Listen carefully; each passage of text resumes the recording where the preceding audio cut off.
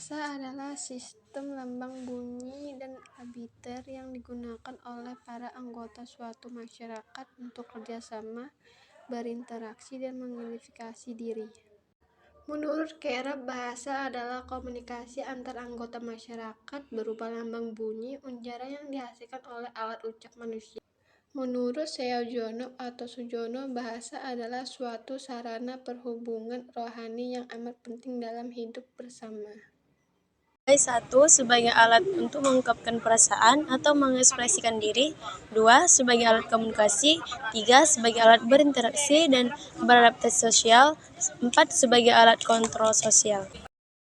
Adapun fungsi bahasa ialah fungsi bahasa selain sebagai alat komunikasi atau sarana untuk menyampaikan informasi atau mengutarakan pikiran, perasaan, atau gagasan. Bahasa juga berfungsi yang pertama sebagai alat untuk mengungkapkan perasaan atau mengekspresikan diri, mampu mengungkapkan gambaran, maksud, gagasan, dan perasaan. Melalui bahasa kita dapat menyatakan secara terbuka segala sesuatu yang tersirat di dalam hati dan pikiran kita. Nah, yang kedua, sebagai alat komunikasi. Bahasa merupakan saluran maksud seseorang yang melahirkan perasaan dan memungkinkan masyarakat untuk bekerja sama. Komunikasi merupakan akibat yang lebih jauh dari ekspresi diri. Pada saat menggunakan bahasa sebagai komunikasi, berarti memiliki tujuan agar para pembaca atau pendengar menjadi sasaran utama perhatian seseorang. Bahasa yang dikatakan komunitif karena bersifat umum, selaku makhluk sosial yang memerlukan orang lain sebagai mitra berkomunikasi. Manusia memakai dua cara berkomunikasi, yaitu verbal dan non-verbal. Berkomunikasi secara verbal dilakukan menggunakan alat atau media bahasa, lisan dan tulisan. Sedangkan berkomunikasi secara non-verbal dilakukan menggunakan media berupa aneka simbol, isyarat, kode, dan bunyi seperti tanda lalu lintas. Sirine setelah itu diterjemahkan ke dalam bahasa manusia. Nah, fungsi yang ketiga sebagai alat berintegrasi sosial. Pada saat beradaptasi di lingkungan sosial, seseorang akan memilih bahasa yang digunakan tergantung situasi dan kondisi yang dihadapi. Seseorang akan menggunakan bahasa yang non-standar pada saat berbicara dengan teman-teman dan menggunakan bahasa standar pada saat berbicara dengan orang tua atau yang dihormati. Dengan menguasai bahasa akan memudahkan seseorang tersebut untuk berbaur di lingkungannya. Kemudian, fungsi yang ketiga ialah sebagai alat kontrol sosial. Bahasa sebagai alat kontrol sosial maksudnya adalah yang mempengaruhi sikap, tingkah laku, serta tutur kata seseorang. Kontrol sosial dapat diterapkan pada diri sendiri dan masyarakat. Contohnya di buku-buku pelajaran, ceramah agama, orasi ilmiah, mengikuti diskusi, serta iklan layanan masyarakat. Contoh lainnya menggambarkan fungsi sebagai alat kontrol sosial yang memudahkan kita terapkan adalah sebagai alat peredam rasa amarah. Menulis merupakan salah satu cara yang sangat efektif untuk meredakan rasa marah kita. Ciri atau sifat bahasa. Ciri atau sifat bahasa terbagi menjadi beberapa, yaitu yang pertama, bahasa adalah sebuah sistem. Yang kedua, bahasa berwujud lambang. Dua, bahasa berupa bunyi. Selanjutnya, bahasa bersifat arbitrer. Bahasa itu bermakna, bahasa bersifat konvensional, bahasa bersifat unik, bahasa bersifat universal, bahasa bersifat produktif, bahasa bersifat bervariasi, bahasa bersifat dinamis, dan bahasa itu manusiawi. Bahasa itu adalah sebuah sistem, berarti susunan teratur berpola yang membentuk suatu keseluruhan yang bermakna atau berfungsi. Bahasa itu berwujud lambang dengan berbagai seluk-beluk dikaji orang dalam bidang kajian ilmu sismotika, yaitu ilmu yang mempelajari tanda-tanda yang ada dalam kehidupan manusia. C. Bahasa itu berupa bunyi. Menurut Krida Laksana, bunyi adalah kesan pada pusat saraf sebagai akibat dari getaran genang telinga yang bereaksi karena perubahan dalam tekanan udara.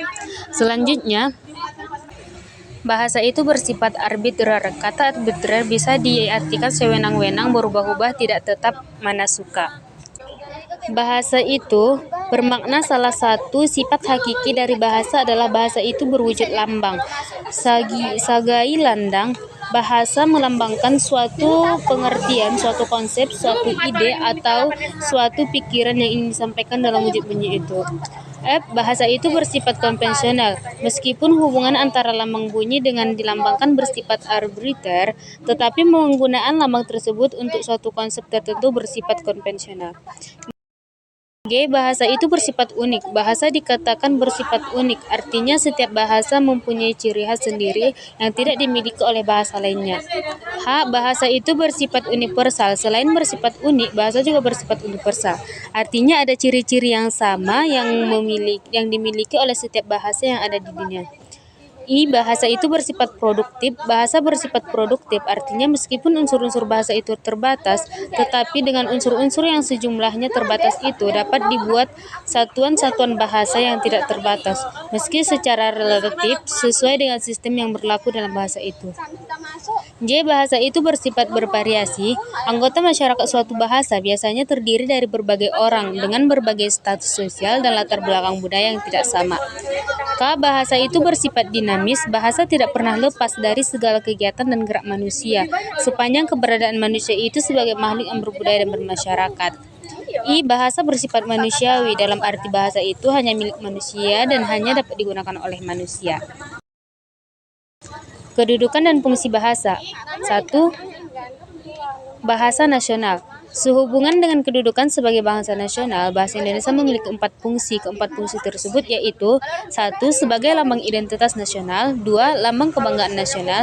3. Alat pemersatu berbagai masyarakat yang mempunyai latar belakang sosial budaya dan bahasa yang berbeda-beda. Dan yang terakhir, alat perhubungan antara budaya dan daerah. Yang kedua, bahasa negara. Berkaitan dengan statusnya sebagai bahasa negara, bahasa Indonesia memiliki fungsi sebagai bahasa resmi negara, bahasa pengantar resmi di lembaga-lembaga pendidikan, bahasa resmi dalam perhubungan tingkat nasional untuk kepentingan perencanaan dan pelaksanaan pembangunan serta pemerintahan. Dan yang terakhir, bahasa resmi di dalam pengembangan kebudayaan dan pemanfaatan ilmu pengetahuan secara teknologi. Selanjutnya kesimpulan, bahasa adalah sistem komunikasi kompleks yang digunakan oleh manusia untuk menyampaikan makna melalui simbol, kata, dan aturan tata bahasa. Ini bukan hanya alat komunikasi, tetapi juga mencerminkan budaya, pemikiran, dan pengalaman manusia. Melalui bahasa, dapat menyampaikan ide, emosi, dan pengetahuan, memungkinkan interaksi sosial dan perkembangan masyarakat. Hakikat bahasa melibatkan pemahaman, ekspresi, dan adaptasi yang terus-menerus menciptakan fondasi vital untuk interaksi manusiawi. Nah, selanjutnya kesimpulan bahasa. 1. Bahasa merupakan alat komunikasi berupa sistem lambang bunyi yang dihasilkan alat ucap manusia. Bahasa terdiri atas kata-kata atau kumpulan kata. Kemudian masing-masing mempunyai kata, yaitu hubungan abstrak antara kata sebagai lambang dengan objek atau konsep yang diwakili. Kumpulan kata atau kosakata itu oleh ahli bahasa disusun secara alfabetis atau menurut urutan abjad, disertai penjelasan artinya dan kemudian dibukukan menjadi sebuah kamus. Kemudian ada fungsi bahasa. Nah, adapun fungsi bahasa sebagai berikut. Yang pertama, bahasa sebagai alat untuk mengungkapkan perasaan atau mengekspresikan diri.